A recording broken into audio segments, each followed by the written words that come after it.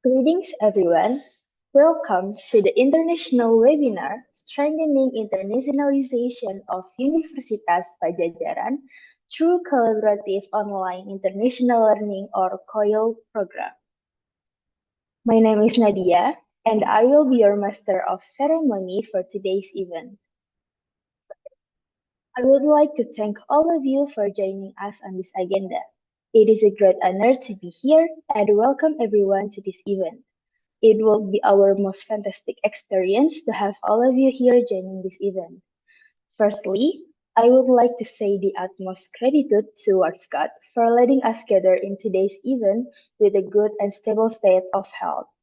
I also would like to express our warmest greetings and deepest gratitude to Vice Rector 1 of Universitas Pajajaran, Profesor Zahrotur Rusdah Hinduan, SPSI, MOP, PhD, Profesor Alia Nur Hasanah, Director of Academic Affairs Universitas Pajajaran, Dr. Hana Risma Dewi Agustina, SKPMN, Head of Distance Education Management Office, Dr. Anggia Utami Dewi, Head of International Office of Universitas Pajajaran, Mr. Oni Afrianto Jamhari, MSc, Country Director of Wusong University, South Korea, Dr. Leo Estin L. Galep, Director of Global Affairs Office, St. Louis College of San Fernando, La Union, Philippines, and all participants who joining us today.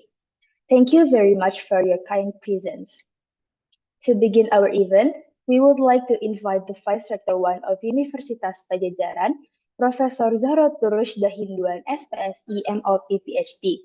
To Professor Zahrotur, the time is yours. Okay, thank you very much, Nadia. Good afternoon, everyone, distinguished speakers, esteemed colleagues, and members of Universitas Pajajaran community. On behalf of Universitas Pajajaran, it is my great pleasure to welcome you to the first session of our collaboration webinar series, part of Impact, organized by the Directorate of Academic Affairs. The theme of today's webinar is Strengthening Internationalization through Collaborative Online International Learning, or COILS. It reflects our shared commitment to advancing global engagement and academic excellence through innovation in teaching and learning. The COIL framework offers new opportunities for our students and also us to collaborate across borders, exchange ideas, and build intercultural understanding. Values that are central to UNPAD vision as a globally connected university. I wish to express my sincere appreciation to our distinguished speakers, and then also the organizing committee, and to all participants for your presence and contribution. May today's session be both insightful and inspiring as we continue to strengthen UNPAD's international partnership. So I open this webinar with Bismillahirrahmanirrahim. Okay, that's all from me. Billahi taufiq wal hidayah. Wassalamualaikum warahmatullahi wabarakatuh. Waalaikumsalam warahmatullahi wabarakatuh. Thank you, Professor Zahrotur, for the warm and inspiring speech. We truly appreciate the thoughtful words that have set the spirit for our event today. Ladies and gentlemen, we will continue to the main agenda. This session will be led by the Head of International Office Universitas Pajajaran, Dr. Anggia Utami Dewi. Dr. Anggia is a graduate of Doctor Philosophy in Management and currently serves as the Director of the Global Affairs Office of St. Louis College of San Fernando, La Union. She is the proponent of the GLOBE project, an institutional mechanism. Without further ado, please welcome Dr. Anggia Utami Dewi. The time is yours.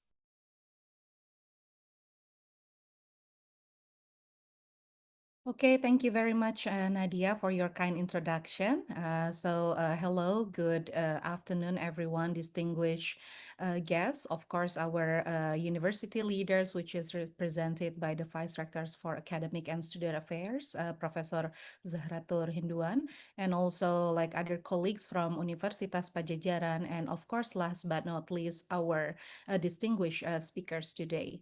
I think it's a very great pleasure to be here to moderate these very insightful sessions on the first collaborations webinar with the theme, like mentioned before, the strengthening internationalizations of Universitas Pajajaran through the collaborative online international learning, or as known as COIL. Today, we are joined by two distinguished speakers who will share the best practices and experiences in implementations of COIL initiatives from two countries, the Philippines and South Korea. So please allow me to slightly introduce our speakers today. Today, we have Dr. Leo Estin Algalap as the Director of the Global Affairs Office at the St. Louis College of San Fernando, La Union, the Philippines. Dr. Gallup is a graduate of the Doctor of Philosophy in Management and currently serves as the Director of the Global Affairs Office at the St. Louis College of San Fernando La Union. He is also the proponent of the GLOW project, an institutional mechanism that fosters a globally attuned academic environment by integrating the international perspectives into teaching, research, and engagement. In addition, he also serves as the lead of the COIL program implementer at the San Luis College. And second, we also have another distinguished speaker, which is Mr. Oni Afrianto Jamhari MSc as the country director of Woo-sung University, South Korea. Mr. Oni Afrianto Jamhari is a very passionate leader in international education and public policy. He currently serves as the country director of Woo-sung University in Daejeon, South Korea, where he leads the strategic higher education initiatives and partnership in Indonesia. Previously, he also served as the Chief of Executive Officer of the School of Government and Public Policy Indonesia, or SGPP Indonesia. His work focuses on advancing academic innovation, cross-border collaborations, as well leadership development in Southeast Asia.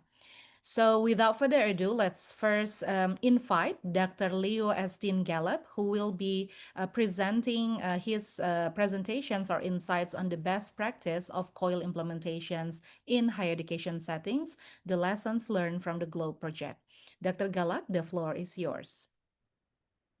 Hi, good afternoon. Thank you very much. First and foremost, allow me to extend my sincerest thanks to Dr. Angia for inviting me to be one of the sharers for this afternoon.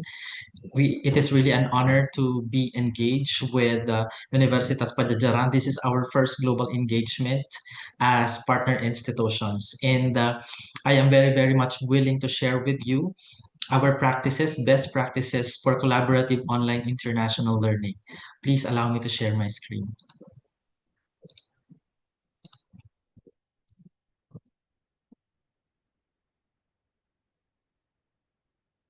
All right.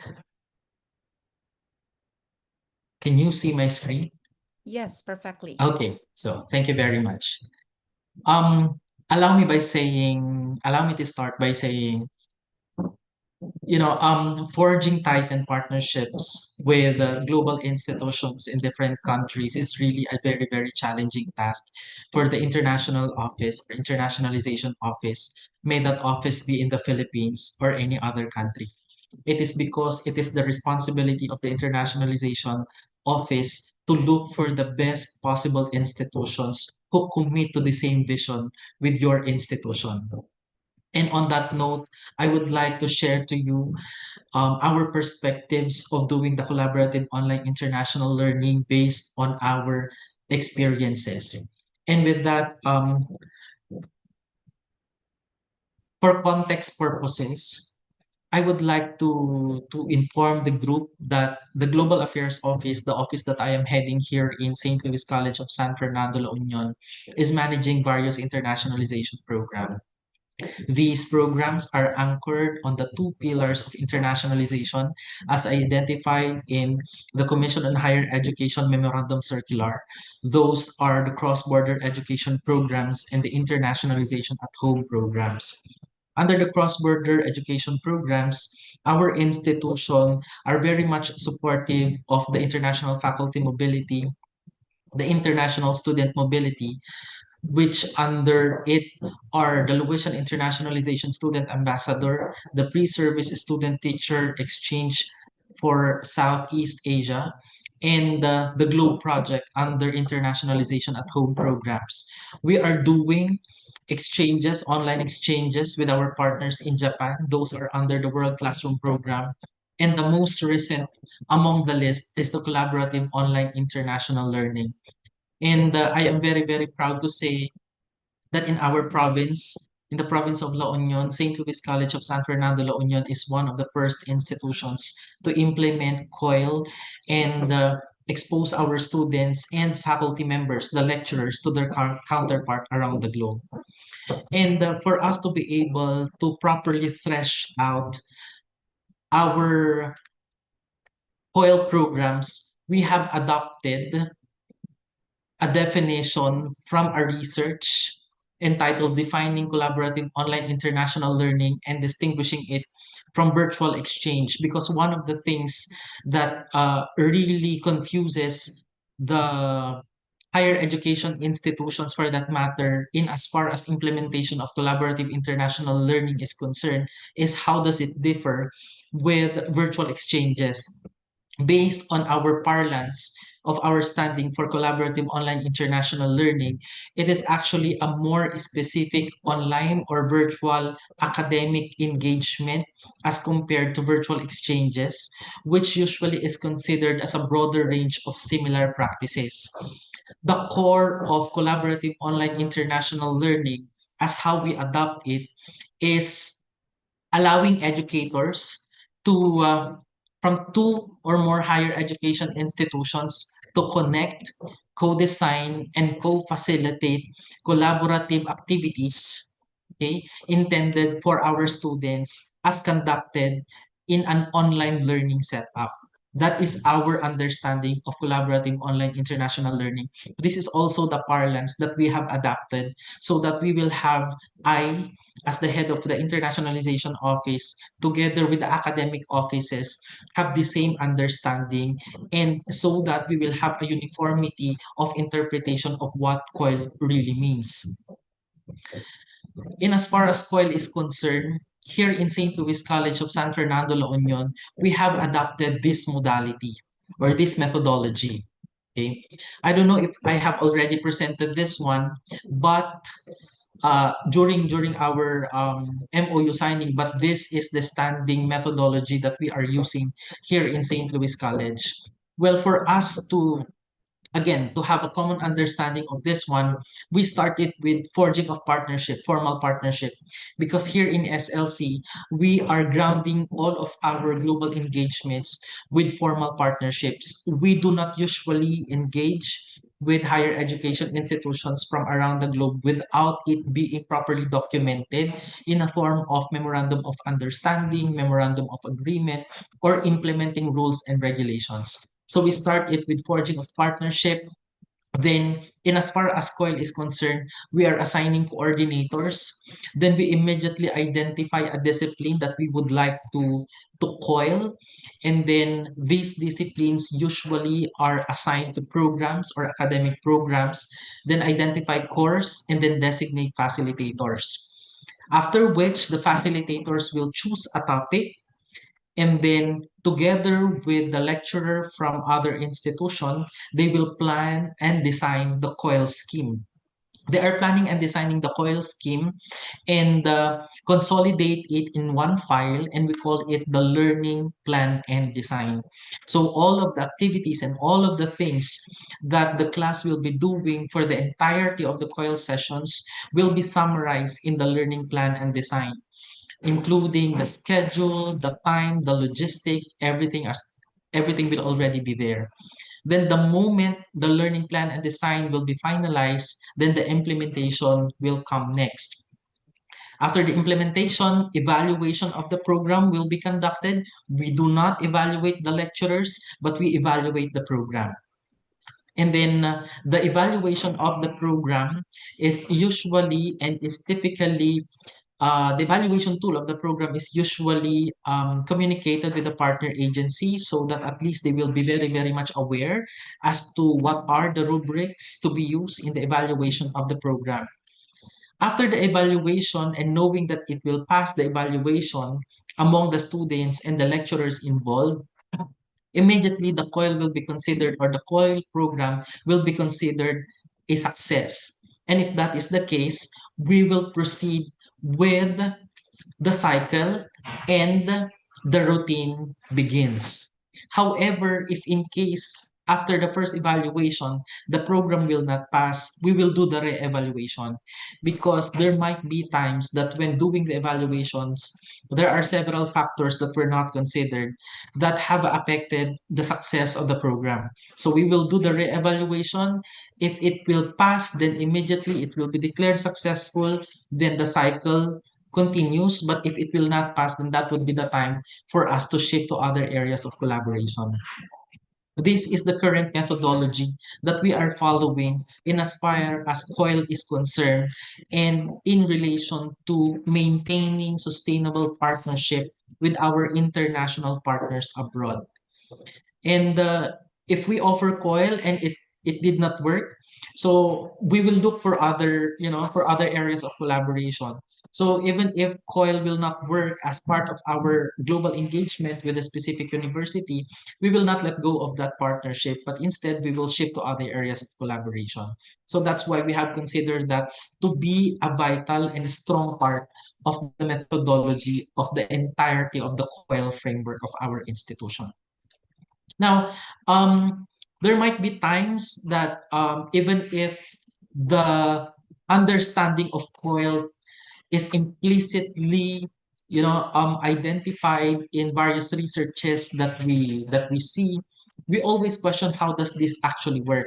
So I will be sharing to you the actual processes that we do here in St. Louis College in as far as COIL is concerned. Well, basically, as I have mentioned, following the framework, we will be starting with the forging of actual partnership. And the partnership that I am referring to is it could be top to top, meaning it could be institution to institutional partnership. It could be top bottom partnership, meaning one institution will be represented by the president during the MOU signing, and the other institution will be represented by the deans or the vice president for that matter. It's okay, regardless of the type of understanding, so long as COIL is a part of the areas of collaboration, it's okay. Then, after which, the instructors will connect and co-design. Okay, as I have mentioned a while back, the second interaction will be, well, basically the partnership between the two institutions will be facilitated by the internationalization office. The second interaction for the COIL program will already be for the instructors or the lecturers for that matter. So the instructors and the lecturers will match. Okay, will match. What we did here in St. Louis College is that the Global Affairs Office have already identified, in collaboration with the academic deans, the specific programs who would like to do COIL with the other universities abroad. So they have submitted their intent. After they have submitted their intent, we have listed them down. We have informed our partner institutions that these are the programs who are very much willing to do the COIL with them. And then the partner institution will, you know, coordinate this with their academic offices. The moment that they have identified the lecturers, then that would also be the moment that we will start the matching.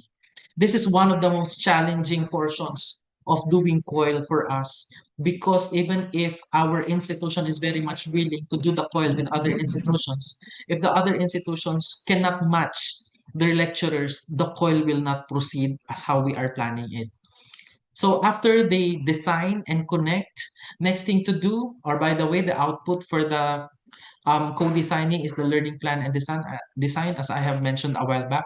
After this, they will implement the content through virtual classes, meaning the students from St. Louis College will be matched and merged with the students from the partner institution, and they will have it virtual classes and sessions. Here in SLC, We do not do um, 2 meetings only or 3 meetings only for our COIL. We are having minimum of 6 sessions and maximum of 8 sessions per one topic.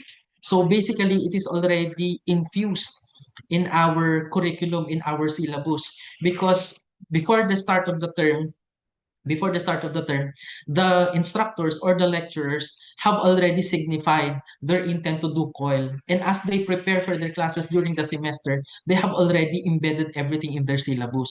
It will be approved by the dean. It will be noted by the vice president for academic affairs before it will be forwarded to the internationalization office. So the classes, the regular teaching loads of those instructors with their students will be matched with the students and lecturers from the other universities. So they will be doing virtual classes and sessions. And what they actually do in their classes and sessions, first, of course, is the lecturers co-facilitate. They co-facilitate, they do team teaching. Perhaps during the second session, the lecturer from SLC will do it. The third session, the lecturer from the other institution will do it. And then after the team teaching, the next thing to do, and one of the most important aspects of the COIL, is collaboration or group dynamics among the students. So they need to do group dynamics because one of the reasons why institutions do COIL is for them to be able to globally prepare their students.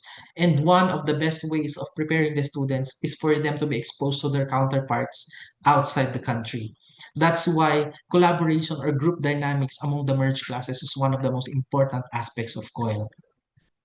So out of those collaboration, they will come up with a group output.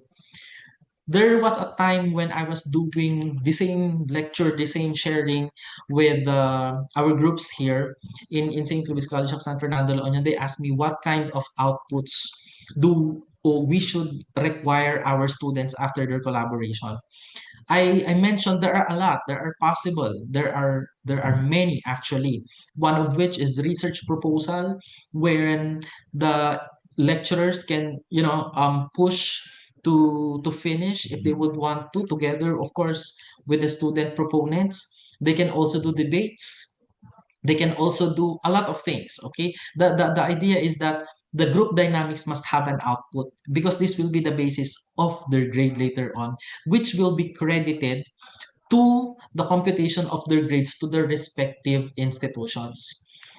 Let me just be clear that these grades for us here in SLC, we are not doing yet credit transfers. We are not doing yet credit transfers because the number of sessions are still limited to 8 maximum, and these sessions are only within a minimum of 60 minutes to 90 minutes for the undergraduate, and 90 minutes to 180 minutes for the graduate school programs. So we do not yet do credit transfer here in SLC. But the grades that they will incur from the collaborative works that they do through COIL are credited as their quizzes, as part of their examinations, and so on. So basically, the impact of the group output from the COIL to the actual grades of the students here in SLC is quite huge. And we usually say it also and share this methodology to our partner institutions so that they also have some sort of motivation in as far as the students' participation is concerned. So after this one, oh, by the way, as I have said, this is the core of COIL. After this one, both the instructors and or lecturers and the students will do the evaluation. So basically, that's the glimpse of how we do collaborative online international learning here in St. Louis College. And as we do it, we were confronted with a lot of challenges. And I think if you will also try to do it in your institutions, especially for lecturers who will be doing it for the first time, they might also encounter these challenges. Because if you have seen the framework, it's quite simple. It's quite simple. You find your partner institution, you match your instructors, let them plan, implement their plan, let their students collaborate, then evaluate the program. That's just it. If you are going to look into it, it's quite simple. But beyond that, okay, if we are going into the specificities of the implementation of COIL, there are a lot of challenges. Some of the initial challenges is number one, institutional preparedness. And regarding this one, if you have already existing internationalization programs and the academic community of your institution is already exposed to internationalization, perhaps at least you can say that they have already a basis of, being motivated to participate in internationalization program. But if there are no internationalization programs yet, or if there are, these programs are not visible to both lecturers and students, it might be a challenge to encourage faculty members and students to participate in the said program. If your faculty members or lecturers have already their own exposures abroad, they might have already gained confidence in joining the COIL program. However, if they do not yet have any experience in interacting with other culture, again, it would go back to the very idea that it might tamper their confidence. That's why they might not be able to be motivated to join in such kinds of programs. Another one, in terms of institutional preparedness, interdepartmental communication is also very much important. If the various departments are supporting one another, showing administrative support to the program, especially of the internationalization and academic offices, then that is a good indication of institutional preparedness for COIL. Because, say for example, here in St. Louis College, when we register the students of our partner institutions to the COIL program, we actually enroll them. We enroll them as our students. So they are given student numbers. So if that is the case, the Global Affairs Office or the Internationalization Office cannot enroll the students. We can only enroll the students officially through the registrar's office. So there should be a good interdepartmental communication and relationship among these offices because they need to support one another in the implementation of COIL. And apart from that, policies are also very much important. I don't know if you have already COIL policies. Dr. Anggia, do you have already existing COIL policies? We are still currently developing it. Dr. Hana is the one in charge on this. And actually, like the main purpose of today's collaboration webinar is to find kind of like a best scheme for us Mm-hmm. to develop and finalize our COIL policy. So I think this is a very good inputs that you have given to us. In the upcoming weeks, we can finalize and finally publish our COIL related policy. Mm, that's really good because the COIL policies of the institution is one of the biggest challenges in the implementation. Because even if the faculty is prepared, the students are prepared, and the facilities of the institutions is prepared, if the implementation of COIL is not supported by the policies, this is a really, really big problem because later on prioritization will come as a concern because some COIL classes will you know be in conflict in as far as the schedule is concerned with the existing classes, the official classes of the students. This is one of the biggest problems that you need to solve. So therefore policies must be clear. At the same time, policies about the lecturers who will be participating. Will you be giving monetary incentives to them, or will this be a part of their office hours? Or since their students under their official teaching loads will be matched with the other institutions, it will not be already another work for them, thus not needing additional compensation, some sort of that kind.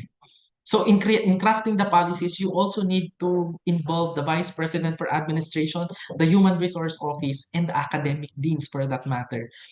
Just to share to you a story about crafting our COIL policies here in our institution, it took the Global Affairs Office 6 months to finish our COIL policies because the initial draft has been has underwent like around 7 revisions just to tailor fit it with existing policies, because there are times that the policies are already okay when we compare it with existing policy for student affairs, but when it comes to the human resource policies, they do not match. So we need to do it every now and then. We do it every now and then. Be very, very much particular with the words, because the words matter. If they will be misinterpreted later on, that's not a good policy. If possible, a policy must be very, very clear and is not subject for misinterpretation. So if if we create a policy, I would strongly suggest that if there are quite a confusing set of words, you should have a footnote for it. You define it. That's very, very important, so that misinterpretation or misrepresentation of the policy will not be undertaken by those who might have access to it. And if in case it will also serve as the protection of both the institution and the faculty, including the students. Yeah. And later on, if you are already to enhance the implementation of COIL with your institution, at least you have already a basis. Apart from institutional preparedness, commitment and dedication of faculty members is also very, very much important. Because even if the internationalization office, together with the Directorate for Academic Affairs, would really want to push this one, if there is no commitment from the faculty members, well, this will become a problem. Perhaps your question might be, how will we elicit commitment and dedication among our faculty? The best answer to that is that you engage them and you involve them in the programs of the internationalization. In the crafting of the policies, you ask representatives of the faculty to sit on the table with you to prepare the policies. We did that in the first stages. We have made the draft, and then we forgot they should be represented, because in the very first place they are the ones who will be implementing it. So those are the initial challenges. Now, if we are to proceed to the implementation, there will be more challenges. Number one is coordination. What we do here in St. Louis College is that, since our universities, our institutions, both UNPAD and SLC, are quite huge institutions, the internationalization office cannot manage to coordinate directly for the faculty. So what we did is that we have appointed institutional COIL coordinators. And in the case of St. Louis College, that's me. And for me to collaborate or coordinate with our academic offices, we have assigned faculty COIL coordinator, or here in our school we call it the college COIL coordinator. They are the academic deans. So that if in case during the planning, it will be the college COIL coordinator or faculty COIL coordinator who will be checking the contents of the learning plan and design. So without them accepting it and approving it, it should not be implemented, because the faculty COIL coordinator or the COIL coordinator must ensure that the implementation of the COIL is still within the policies of the institution. Another one is schedule. We have included in our policy here in SLC that if we are to host COIL classes, we will be giving leeway to the identified schedule of classes. Since the classes that we are merging are the actual classes of the college programs with actual schedules, when we ask those classes to be the COIL classes, we give them leeway. If their schedule is 8:30 to 9:30, and the available time of our partner is 9:30 to 10:30, as long as the lecturer is free, as long as all of the students are free to that schedule, we give leeway of, okay, you may transfer to that schedule, but only for COIL classes. And when they transfer, they need to inform through a form that they will be transferring their schedule for that day. Because if they will not be informing the college COIL coordinator about the transfer, then they might be marked absent by our checker. So that's another consideration. That's very administrative on our end, because our lecturers here are only, allowed, or I mean, are only required to be inside the school during the time of their classes. If they don't have classes, they are not required to stay here inside the school. They may go out, they may return after the class. So that's the arrangement. So we are very, very much particular with the schedule. And apart from that, since this is online, and since the regular classes are merged with the other classes in the partner institution, we still require the lecturers together with the students to enter, or to report to St. Louis College physically, because we have assigned COIL classrooms. The COIL classrooms have their own computers, have their own headsets. In other words, these classrooms are already equipped with COIL facilities. So we are intending COIL classrooms for COIL classes. So the lecturers and the students need to report to SLC physically for them not to be marked absent by our checker, because our policy here is that they need to report. They need to report. So that's the arrangement. Another one, during the implementation, language is also a concern. I think we will not be having problems. Currently, we have ongoing COIL classes with universities from Indonesia and from Cambodia. And in as far as language is concerned, I think this is not much of a concern for Indonesian institutions, because Indonesian students are also good English speakers. However, there are really, really times that the students, both from the Philippines and from Indonesia, are quite shy. When they are called to recite, they are very much shy. So, as part of the preparations of the students, the lecturers must, set the expectations from the students that they need to interact using the lingua franca, and that is English. Another one, during the implementation, erratic internet connection would always be a concern. I think this is not unique to the Philippines. This is also sometimes, felt in Indonesia. So this is one of the concerns. Same as true with our partner in Cambodia. Another one, limited time of class meetings. So if there are concerns about internet connection, the first 15 minutes is already, used up. So the class meetings will also be affected. Another one, acts of nature. This would already refer to, the cancellation of classes because of perhaps typhoons and other concerns.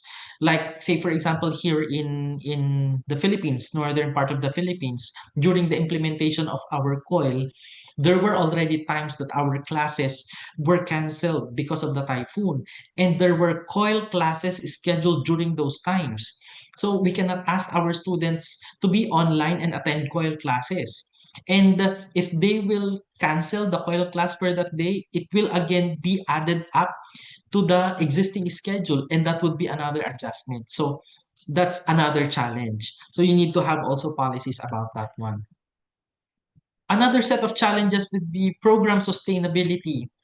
It will be brought about by concerns on the impact and relevance. It's easy to say that one of the features of our curriculum is we do collaborative online international learning with our partner institutions.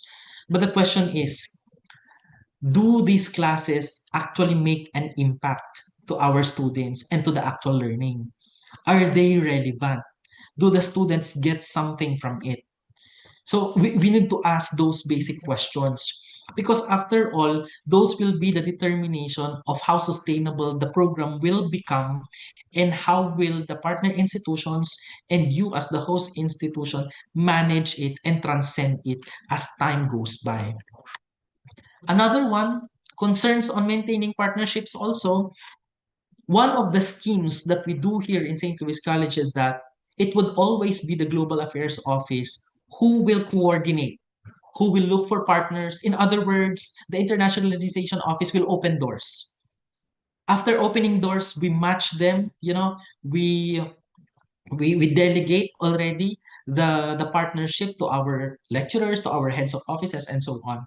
And in that case, the lecturers must already maintain their connections and their linkages, because it will be again returned to the internationalization office, and later on the internationalization office will open other programs. It will be a concern, it will pile up. So concerns about maintaining partnerships will sometimes lie on the implementers of the program. Because later on, if you have clear policies about this, and the COIL program will be, delegated already to the instructors, direct um, link from the instructors here in the Philippines to the instructor in Indonesia are already set, then it would be good. As long as the memorandum of understanding is still in effect. That's the ground rule. So long as the existing partnership and the document is still in effect. Well, basically, if you want to maintain partnership, those who are partnering directly to the institution must maintain their linkages. So there are quite a lot of challenges in the implementation of COIL, especially so if we are doing it for the first time. Now, the strategies on how we can mitigate this would be trifocal. Number one, the internationalization office, as the lead office for COIL, must ensure management support. They must ensure management support. How can they do it? How will the internationalization office do it? Well, first and foremost, it must be strictly stipulated in our action plan and in our strategic plan. It must be clearly stipulated, because there should always be basis. Because if there are bases, there will be sources of funds later on. I don't know if that is also the scheme of UNPAD, but that's how we do it here in St. Louis College. Another one, we need also to engage partner institutions, especially during the planning, especially by identifying what will be the objectives of the program, who are the target participants, how long will it be implemented, etc., etc. So everything must be clear to our partner institutions. And the last one is that we need to involve students and faculty members. As I have mentioned a while back, whatever program that is, so long as our students and faculty members or our lecturers are involved and they are informed about this program, eliciting and motivating them would be very, very easy. So I think that ends my presentation. Very, very short presentation, but that's pretty much it. No, if you would want to ask questions, I can answer some. Thank you very much. Okay, thank you very much, Dr. Gallup, for a very wonderful presentations. I think it's a very important sharing sessions you have mentioned, particularly on the challenges and the strategies that we have to face. I think it's not just on the COIL programs, or mostly different types of internationalizations efforts in university level. Sometimes, if I not may to say, like mostly challenged by like different types of things, including like regulations as well as commitment, and then how we can manage and continue our commitment with our engagement like partners, as well as like internal coordinations as well. Those are very important, and Yes. not early to say that we have already like experienced that while managing different types of programs. So, but then I think this is a very important year as well, because we understand that after the COVID-19 pandemic, I think different types of distance-based collaborations becoming increasingly very important. And we might see that although the physical mobility between students remain irreplaceable, but then the opportunity to gain like virtual mobility exchange and to collaborate within this COIL platform are also very beneficial for students and for also lecturers engaged.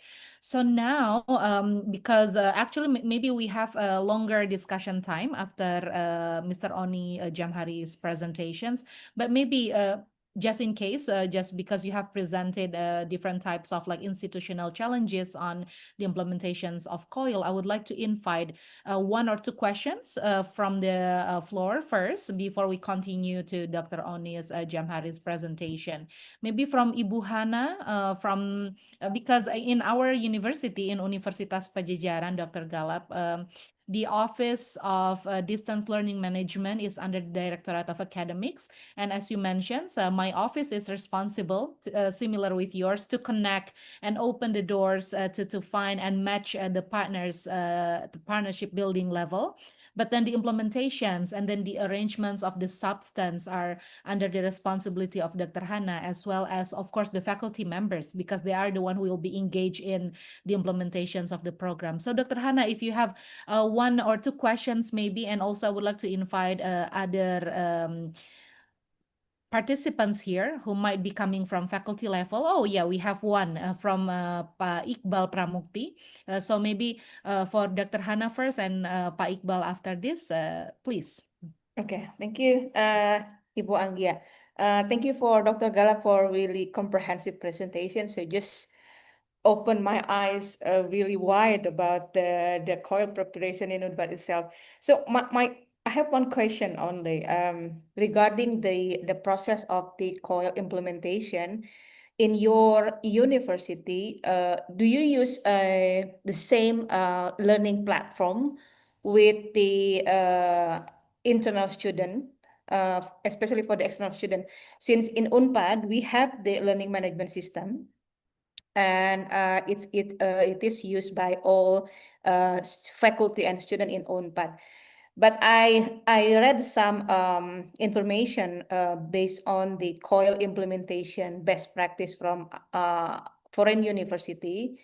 They sometimes they can use the official learning platform, the learning management system, or they use MOOC as the learning platform. So in your case, which one do you practically conduct?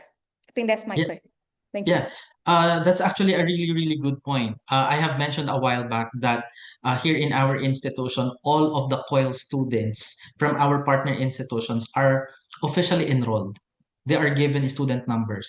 And this will be our basis on providing temporary access to our learning management system. We are giving them their own emails. Our institutional email here in St. Louis College are shared with our students from our partner institutions, and by so doing they have access to our learning management system, including the lecturer from the partner institution. That's how we do it. And since this is temporary, we are very much strict with this one, because we are also, protecting our learning management system from hackers. So we give them a very strict guideline in as far as using the learning management system of our school. By the way, we are using G Suite accounts, and this would open a lot of opportunities for our partner institutions to use when they participate in our COIL programs. And then again, there were a lot of administrative concerns that arose from that one, because in some other institutions they are not allowing the students, foreign students, in as far as COIL is concerned, to use their learning management system, which they considered as exclusive for their physical students. But for us, we have provided a temporary access, but with strict conditions. With strict conditions. One of those conditions is that after the 8 sessions, or so, 6 sections for that matter, we are already cutting the access of the students. That is also to protect the data of the students, which they use to access the learning management system, because later on we will be registering their names, and their name is already considered a personal data. In terms of data privacy, our data privacy office is very strict. They said, do not get any information that you need not to process. So what we did is that in our COIL policy, we have explicitly mentioned there, we will not be getting any information aside from the name. because some other information, if we need to, can already be accessed through the institution, is still by virtue of the memorandum of understanding signed by both institutions. So that's the idea. So to answer your question, Doc Hannah, we are giving access our students in COIL to the learning management system of our institution. Okay, thank you, Dr. Gal. Wonderful. Yes. So you just strengthen our ideas here to invite the external collaborator to use our learning management system, but plus some notes, just like what you mentioned. Yeah. Thank you very much. Yeah, to add on that, in our case, there are also some additional financial implications. I think we need also to consider the administrative side of this one, because if we are to use some other accounts, these are additional accounts aside from what we are currently using. We need to subscribe to other accounts just to give our COIL students with access to our learning management systems. And we are not only speaking about 100 of students here, we are speaking about several hundreds of students enrolled in our COIL classes. So it has financial implications, actually quite a big sum of money. So such being the case, that's the reason why I mentioned a while back that the conduct of COIL classes must be reflected in your action plan and in your strategic plan, because there are financial implications in implementing the program. We might be thinking that it might not have financial implications because it's online, but on the administrative side of it, there are a lot. There are a lot of it. True. Yeah, thank you very much. So that's lots of homeworks, additional homeworks for me then. Thank you. Yes, Doc. You need to search for your administrative processes in as far as MIS is concerned. If you need to give access to the COIL students to your learning management system. Okay, I will really think about that. Thank you. Good luck, Dr. Hana. Okay, thank you, Dr. Gallup. So before we invite Mr. Oni, I would like to ask Pak Iqbal, yeah, to have your questions or any inputs or comments, please, Pak Iqbal, Dr. Iqbal. Okay, thank you, Bu Anggia. Okay, good afternoon, Dr. Gal. Yeah, well, I think I've heard your presentation is great. So just wondering about, I have two questions exactly. The first is about how about the evaluation? What kind, because it's kind of do the collaborative online. I mean, which is that we including two kind of university and that has their own character and their which has their own goal on their curriculum. So, in your experience, what kind of evaluation that you have done that can achieve the outcome or endpoint of each institution? That's my first question. And the second is, I don't know, in your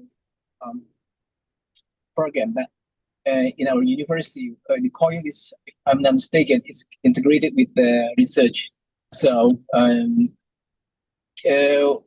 can you give us some suggestion or some recommendation? What kind of program that we can integrate the research into this program? So, at the end, we will end up with not only with the achievement of the learning outcome, but the research goal that can have benefit to both institutions. That which means that this research can be integrated and can be included in the curriculum, and so at the end that will be the good connection between the research and also with the learning program. Yeah, that's all from me. Thank you. Okay, thank you very much, Pak Iqbal. Let me just repeat the questions. Number one is you are asking about how do we evaluate the program? Yes, What correct. what are the rubrics? Yeah. And the second question is how do we integrate research in the program? Yes. Yeah, correct. Wherein the two institutions can benefit from. Correct. Yeah. Okay. Regarding the evaluation of the program, we are very clear that when we evaluate, we do not evaluate the lectures. That's a separate thing. When we evaluate the program, we are setting criteria, and those criteria are usually identified with the partner institution, and we are basing the evaluation on the objectives of the entirety of the COIL program.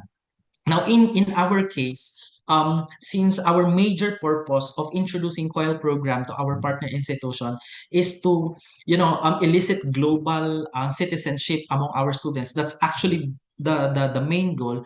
Is we have included that in the variables in our evaluation form, and I would suggest when you make your policy, you must be very clear about why do you want to do the collaborative online international learning, because there are a lot of possible reasons why do we do it.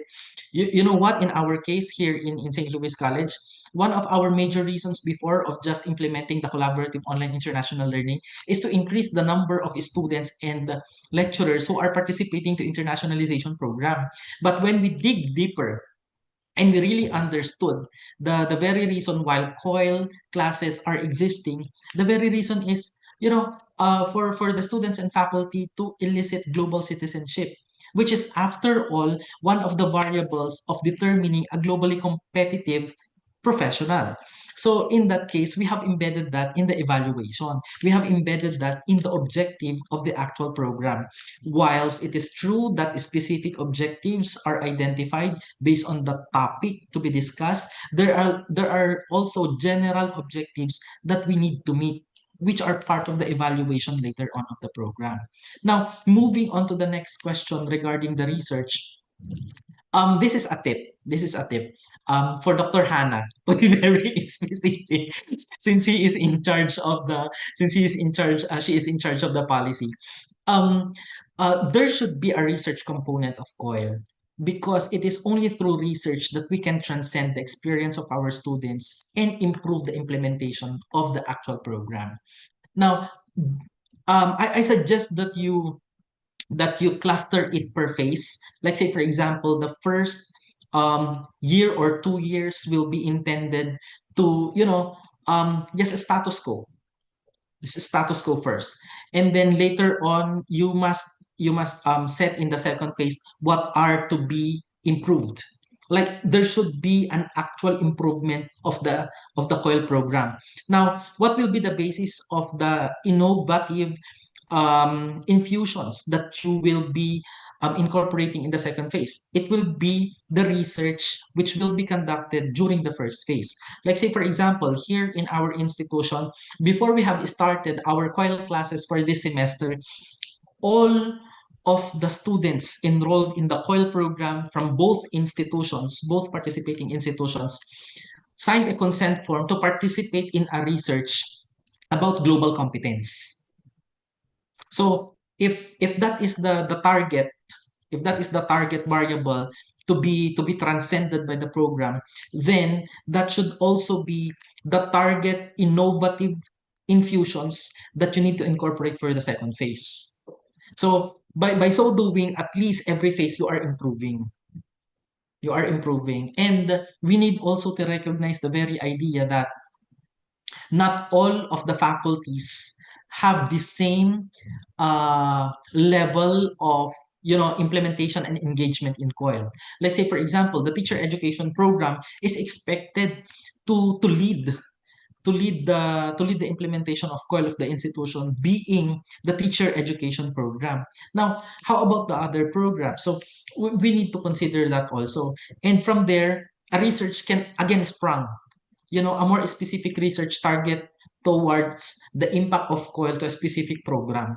Because the impact of COIL to teacher education is far way different to the impact of COIL to the architecture program, to the business administration program, and so on. So that's why I strongly suggest that when you launch your first batch of COIL classes, you need to search. I mean, set a research topic to be participated in by all of the participating students. That's one way. The second way is that if you would want that the output of the students will be a research proposal, then please make sure that the crafting of that output is really monitored, so that if it will be pushed through right after the COIL sessions, then at least it is worthy of, you know, of continuing. Because later on, if that would be the case, it will become an internationally infused research, because the data will be coming from two countries already. And perhaps in the case of, expanding the reach of your coil from bilateral, you can make it multilateral, and in that case you can have you can have sets of data from three countries already, and then it will expand. you know um I think I have gained this insight from one of my sit down engagements with York University. In York University, they have like hundreds of COIL classes, not students, hundreds of COIL classes that they manage since they have started. So when I was listening to the sharing of the lecturers in there, I have noticed that, we can do this, we can do this, we can do this. So that's why we have infused that in our policy, and I am sharing it to you now because you might find it sensible too. You might find it sensible. After all, you will decide about your policy, but I am giving this input so that you can consider. Yeah.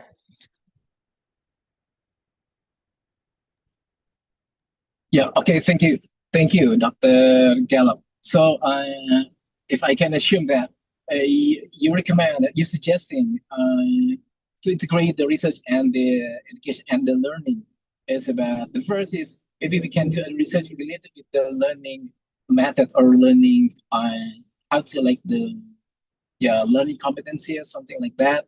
And also we can do like the study comparison, I mean, between the country, right? So which means that we have to involve the student not only in Indonesia. I mean, because in my opinion before, in this in COIL, we just invite the scholars from overseas to come to give some lecture. But in this case, so we have to do like a joint class, like which we involve the student in Indonesia, student from Indonesia, also student from the counterpart.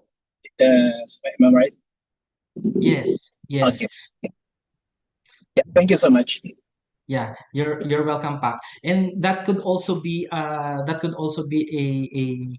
good, research that you can later on present internationally, because it will encompass data from varied references. And I would strongly suggest that you involve your research office. Like, say for example, in our case, we are involving the research office, and by involving the research office, they can also transcend their existing policies, because for sure they have existing policies on international collaborations and research fellows, so they can also transcend their policies about it. And by so doing, if they have transcended their policies, you are not only helping them, you are also helping your own program, because they might, after transcending policies, they have already harmonized with one another, producing better results later on.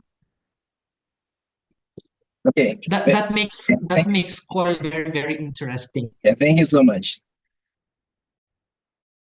Wonderful. I think we have discussed like several important points, as Dr. Iqbal also discussed. And I think now we are currently designing also some kind of like a support or grants for the faculty members, which are integrating between like the two like pathways, as you mentioned. So it's not only about the teaching, but also including like research inside of it. So hopefully there will be like good projects coming up and like next semester.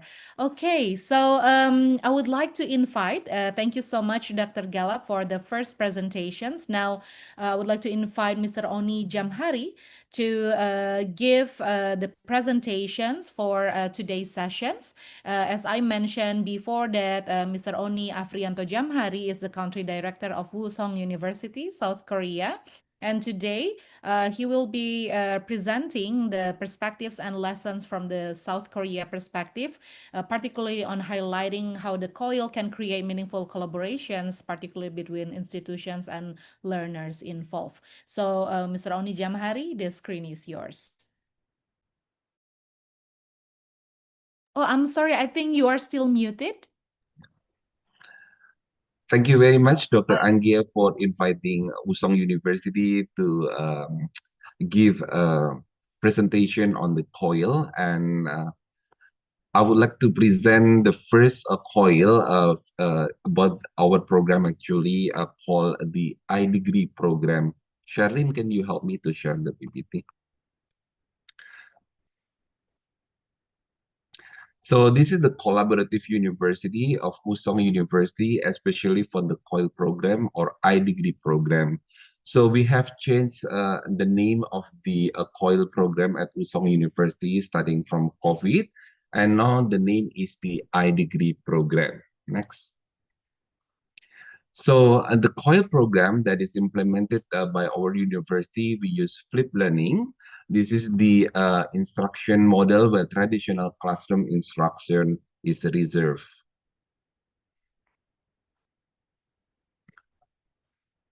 So we want to actually collaborate with many universities, not only Indonesia, but also all over the world, especially for the online learning, because one of the strategies that Usong use at the moment is we want to expand into a global campus. And last week, we just opened our new campus in Kazakhstan. And we tried to establish also a collaborative university either operate as a single college as the local designated university by streaming the process that it may be possible to save time and establish the campus more efficiency, which is through a COIL. And then we established an independent officer campus with a license obtained from the Ministry of Education. So last week, we just opened, as I mentioned earlier, but the process to get the approval from the Ministry of Education from Kazakhstan is quite a long time. But finally, it happens after 3 to 4 years. Next. And it's confirmed already in Kazakhstan. And now we are under the discussion using our program, the IDK program, in many countries, including China, Indonesia, Vietnam, Myanmar, Laos, Serbia, and we want to establish the overseas campus in 50 countries by 2030 using the IDB program on the COIL program. So the key driver of growth, basically, the rising demand for international education, and also the increased disposable income, particularly in emerging economies, expansion of global career opportunities, government policies, scholarship, and financial aid supporting overseas education, as well as the technological advancements, including easier access to information and streamlined applications. So the flip learning by iDegree is an instruction model where traditional classroom instruct is reserved, and there's some classification of the flip learning where the student in active problem solving, discussion, and collaboration, which can lead to the deeper understanding and increase student engagement than traditional lectures, encourage our self-discipline and lifelong learning skills. Instead of spending class time on lectures, professor can focus on addressing student difficulties and providing more personal assistance and quality of materials, reliable record contents recorded by the world-leading faculties. And at the end, the students are introduced to new content at home through video, reading, and then practice applying that knowledge in the classroom through discussion, project, or problem-solving exercises. So the benefit of the student for the online learning, so it's going to be a blended learning, flexible scheduling, increased access to resources, cost efficiency, and then global access and customizations. And benefit from the university shift in educational model from traditional to non-traditional learning format include online and hybrid education, and changing academic role reduce pressure in teaching and academic supervision for faculties, and increasing focus on research. And this is, I think, one of the most important factors in the COIL. That is for the global learning community and then the strengthened partnership. So in terms of the content itself, for our iDegree program or our COIL or online program at Usong University, the material was developed by the faculty members, as well as we work together with the EBS, Educational Broadcasting System. This is the educational broadcasting system under the Korean government that has a content and media technologies. So courses at the moment, we have the undergraduate and the graduate courses. So at the moment for the undergraduate courses, we have 43 bachelor degree courses in the business, computer science, and international relations, or we call it just interdisciplinary program. Next.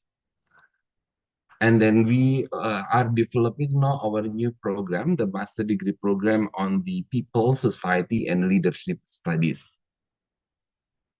In terms of the professional or certificate courses, we develop some certificate program in terms of management, IT related,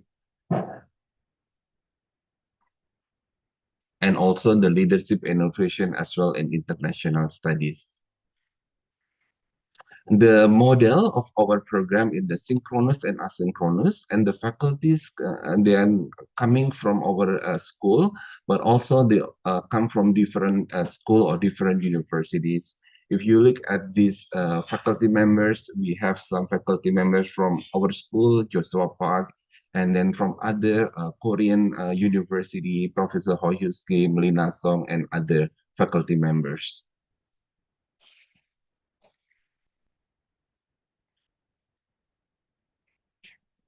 And this is the EBS program and the content, we call it Great Minds. The Great Mind is the world's greatest intellectual feature on the Great Mind and the greatest lecture from world-class intellectuals, a prospectively half the world knowledge ecosystem. And they're coming from different fields. We have 11 different fields at the moment, including philosophy, science, art, and also they're including the Nobel Prize winners, global leaders, best-selling authors that are invited to our Great Minds program. This is just the example of the name of the faculty members or the author, as well as the content or of the either the books or the contents material of their lectures. So what we are going to achieve from the LMS, we use the LMS, we develop our LMS by ourselves. Yeah, this is our LMS. Next. Yes. So this is the model of our learning, the hybrid model. Number one is the pre-class lecture video plus in-class active learning. The second one is lecture, less than 50% plus active learning. Number three is active learning without lectures. And then number four, recognition of credit obtained through LMS. Then number five, a real-time interactive online or in-class lesson or class session. So at the end, we are doing the commercialization of this iDegree program at the moment. So we offer the program in the pre-college program for grade 12 in the senior high school. They can take some classes at our program, and then some credits they can be transferred to our university if they want to enter our university at Usong University. The bachelor degree, we are working with some university at the moment in Indonesia. We are working with the 14 universities doing the trial for the audit actually some classes at our program at Usong universities. And at the end, we want to create also the 2+2 or let's say double degree program with the universities in Indonesia. And also we want to develop 1 year a master program, and the last one, the professional certificate program. Establishing a collaborative universities. So on the iDegree platform from Usong University, we are going to provide the platform, LMS service, content and curriculum development, recruiting global record professor, marketing and sales, and then for Party B, which is our partner later, we usually provide the academic, the Party B academic administration, recruiting local professional, student management, and marketing and sales. That's the iDegree program for the COIL, and I want to show one video that is developed by the EBS for our content.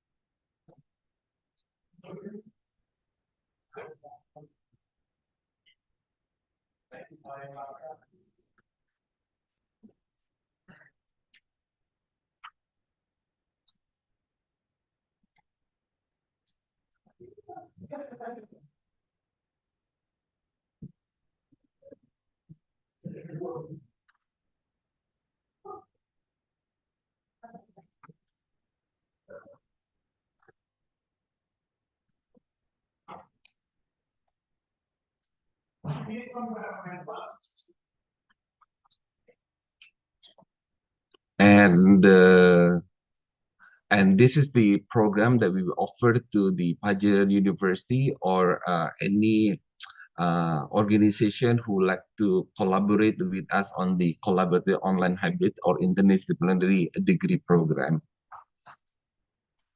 So the program objective, we want to deliver innovative, interdisciplinary educational content and prepare graduates with global competencies.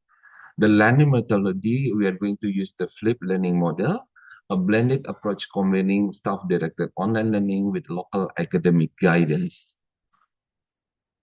The pilot participation, we invite our local partners, maximum 20 students per university. Students from all major may participate. There are no restriction on student field or of study for participation, and a total 6 courses are offered.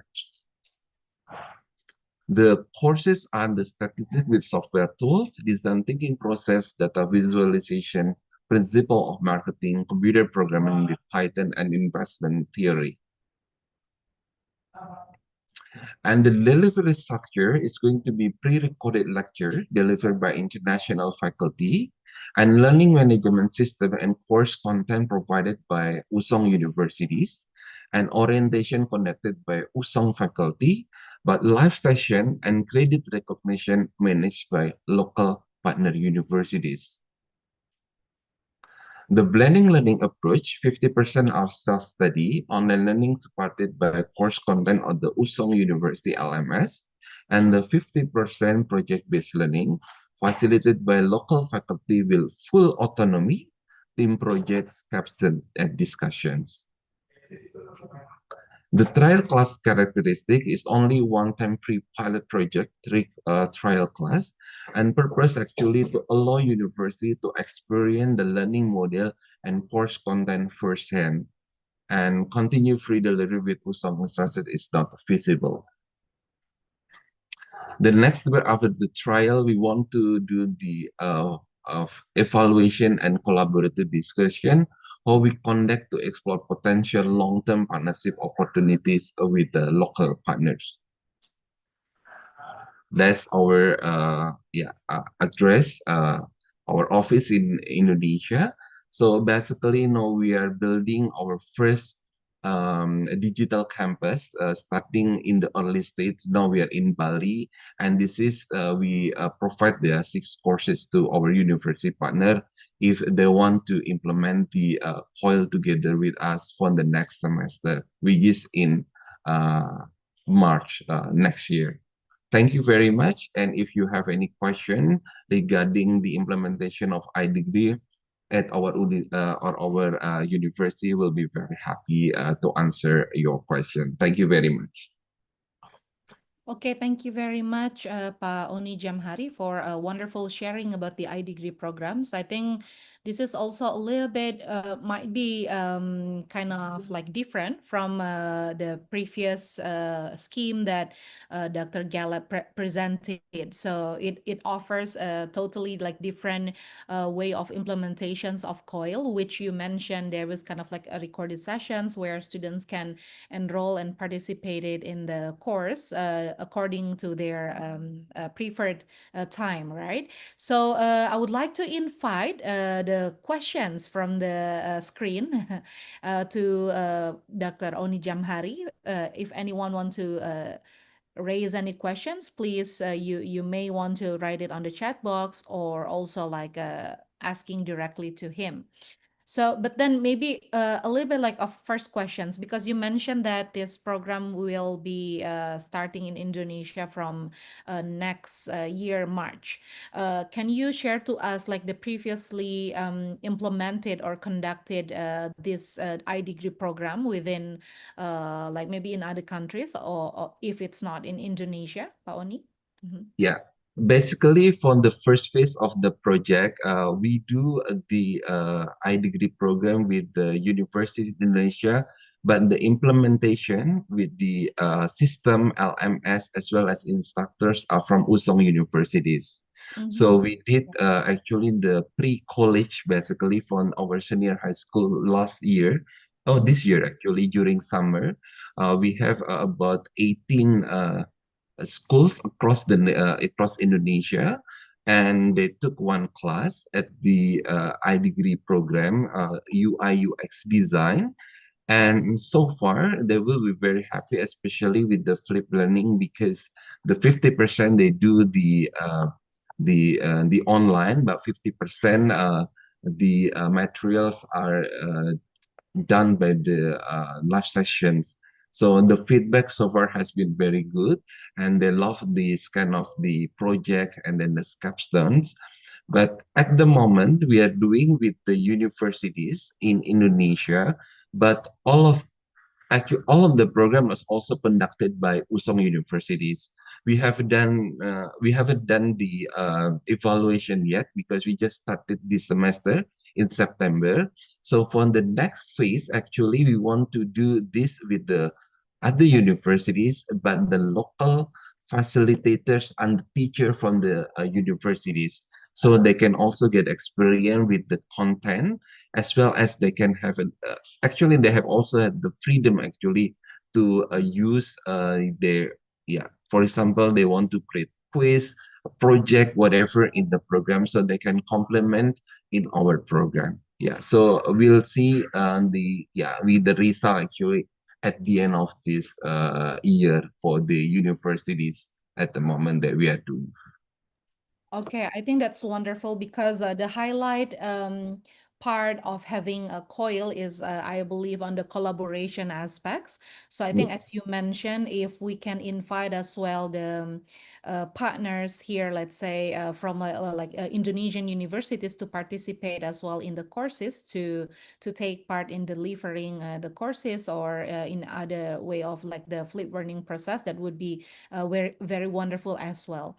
So I think Pak Oni, I would like to invite first again to the floor, maybe Bu, but you had already like a previous meeting with Ibu Hana, yeah, and Bu Novi. But anyway, that would be wonderful if maybe Bu Hana can kind of like pitch one or two questions because before we give also to the other participants on the screen. Okay, thank you, Ibu Dr. Anggia. Thank you, Pak Oni, for a really interesting presentation. So we already discussed last week about what can be offered by Wusong University. But my question is regarding about if, let's say, if one of the faculty in UNPAD willing to collaborate with you to choose one of the offer COIL, as you mentioned before, it is you offer 6 subject, right? That, Yes. yeah. So what is the process that we should do in advance? So Okay. that maybe because here we have some participant from Vice Dean from each faculty and also the manager of student and research affairs. So maybe you can give some information to them as well. Thank you. Thank you very much, Ibu Hana. So basically, like other collaborations, then we need to have the MOU or MOA for this one. And then after this, we are going to assign who is going to be the coordinator for the each MOA. Usually from the Office of International Affairs from our university will become the coordinator. But for the implementation, I think the faculty members from Usong University, then after that we'll collaborate with the faculty members from the Pajajaran University, and they can, yeah, of course, have a discussion about the courses that they're going to teach, or the courses that are available at the moment is only 6 courses. So based on that one, so we have tried to connect with the faculty members who are in charge for the courses. Yeah. Okay, I have one more question, Ibu Anggia, about the joint courses. So if let's say if the faculty from UNPAD choose one of the subject with Wusong University, so does the course only available for student or faculty from Wusong and UNPAD? What about if you want to invite external collaborators? Is it acceptable for Wusong to accept that?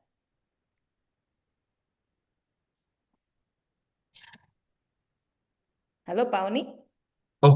Oh, yes, yeah. Hmm. So for that one, it's possible, Ibu. I'm sorry, this is referred to Ibu Anggi.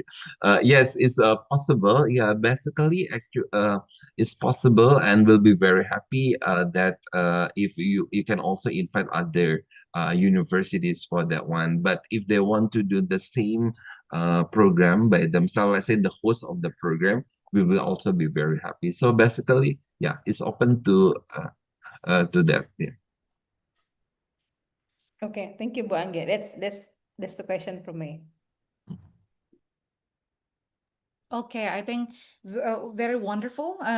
Hopefully, as Pa Oni mentioned and Buhana mentioned, let's see whether there will be like faculties who will be like responsible and having the matching courses with what Wusong University offered. And actually, the good news is before this webinar, the starting point of connection between Wusong University and Universitas Pajajaran was kind of like the offer from Wusong University for the trial access to this program, yeah, Pak Oni. So for the selected, I think 20 students who wants to learn about specific courses that Wusong University offered, they are given free access, and I think it's very wonderful, and that the topics are also very great.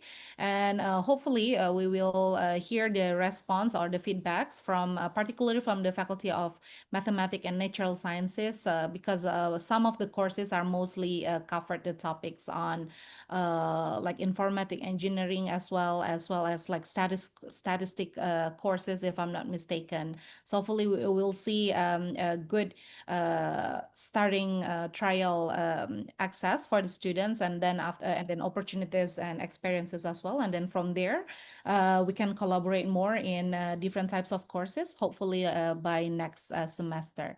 So please, ladies and gentlemen from the participants, is there any other questions would be given to Pa Oni Jamhari?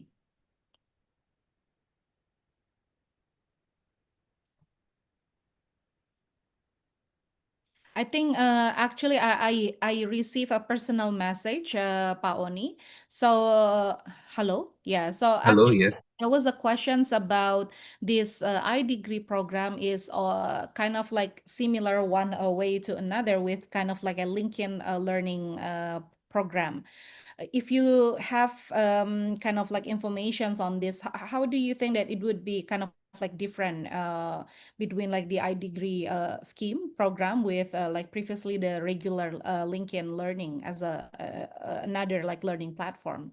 Mhm. Yeah, basically, the program that we design is, yeah, this is true. It's like the linking or the Coursera and then Udemy and so on.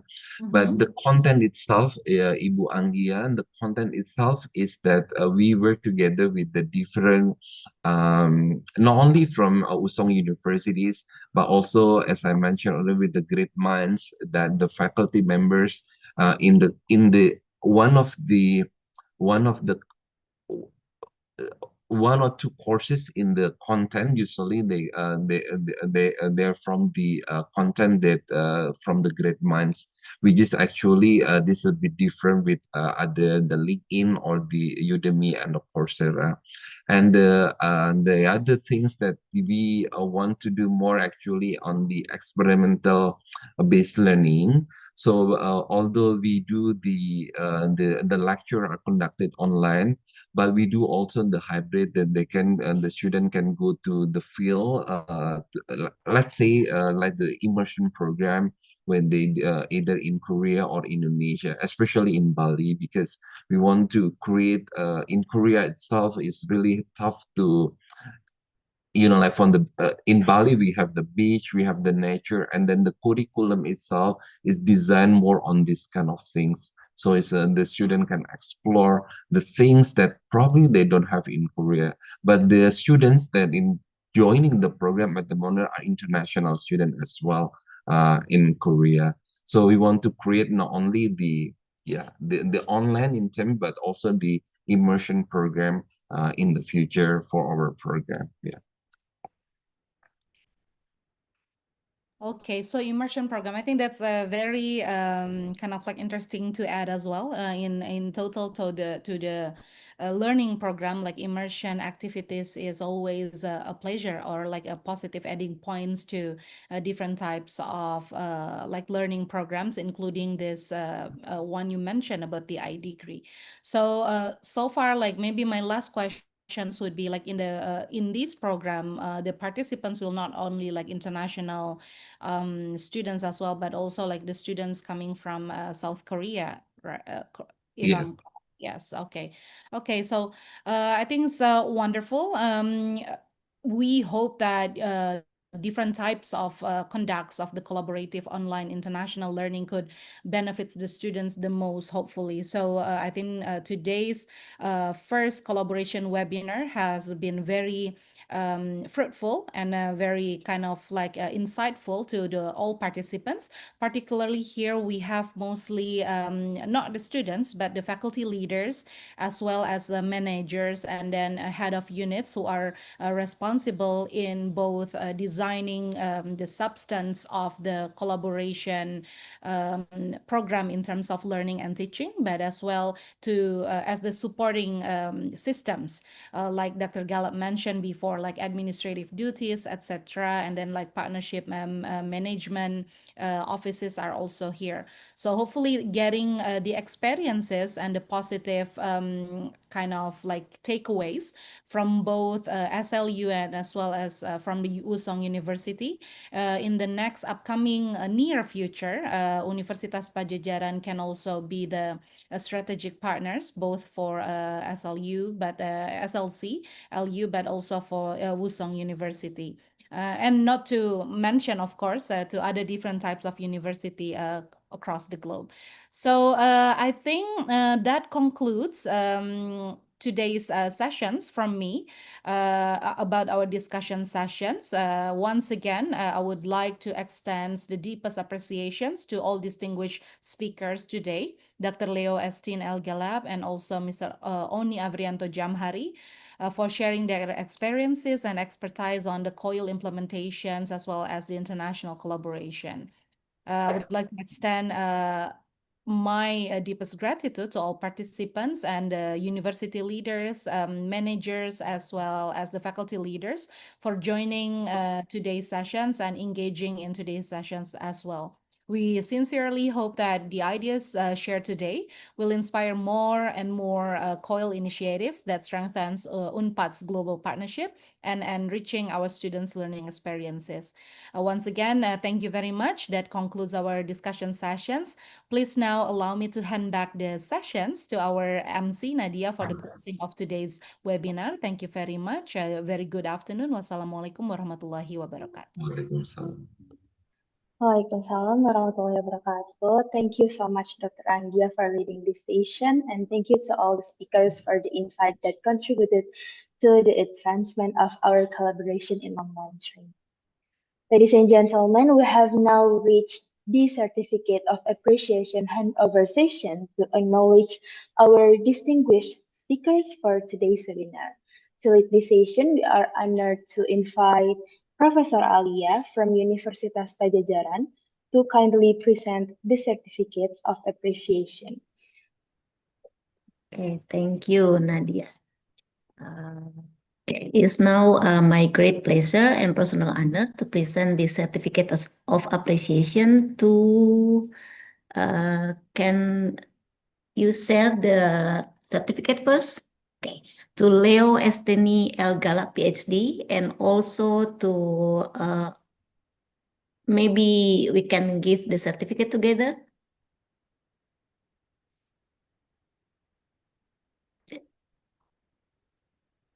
Yes, and also to Mr. Oni Jamhari. So on behalf of Universitas Pajajaran, I would like to express my heartfelt gratitude for your insightful and also inspiring contribution to our collaboration webinar series 1 regarding strengthening internationalization of Universitas Pajajaran to COIL. Your sharing today will enrich our understanding and also certainly inspire us to advance our international collaboration through COIL. Once again, thank you very much to Mr. Leo Esteni Elgala, PhD. Thank you for your contribution for today. And also to Mr. Oni Afrianto Jamhari, MSc. Thank you once again for your valuable contribution.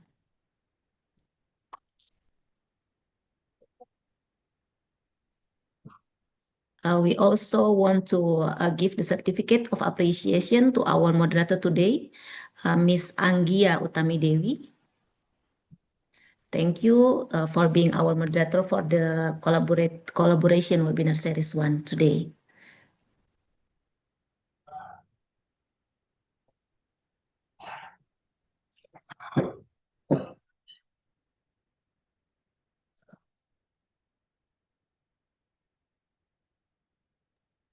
All right. Thank you so much, Prof. Alia, for the leading this session. And the certificate will be sent by email to all speakers and moderators. All right, ladies and gentlemen, we have now reached the end of our webinar on strengthening internationalization of Universitas Pajajaran through the COIL program. Before closing, we kindly request everyone to turn on their cameras for a short documentation session. We will wait for 1 minute for everyone to get ready.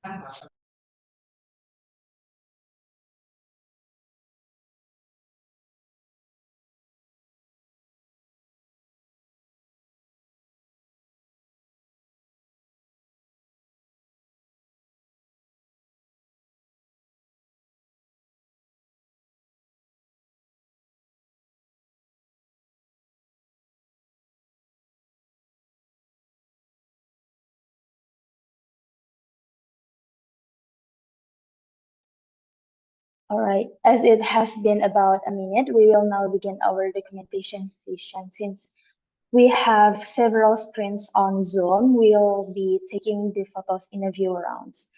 All right, first screen, I will be count by 3. 1, 2, 3. All right, second screen. I will count by 3, 2, 1, 2, 3. Great. Thank you very much, everyone, for your cooperation and beautiful smiles. That concludes our documentation session.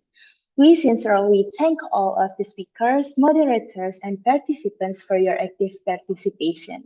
We hope that today's webinar brings new knowledge, inspiration, and collaboration opportunities for the future of international education. With that, this webinar is officially closed. I'm Nadia, your Master of Ceremony, and I would like to apologize for any shortcomings during today's session. Thank you for your attention and participation. Stay safe, stay healthy, and see you in the next event. Thank you. Thank you, everyone. Thank you, Dr. Gallup. Looking forward to see you soon. Pak Oni as well. Thank you, Bu Hana, Bu Thank you, Alia. Bu Anggi, Pak Oni, Okay, Dr. have a great Theo, day. Prof. Alia, and everyone. See Thank you again next webinar. Thank you.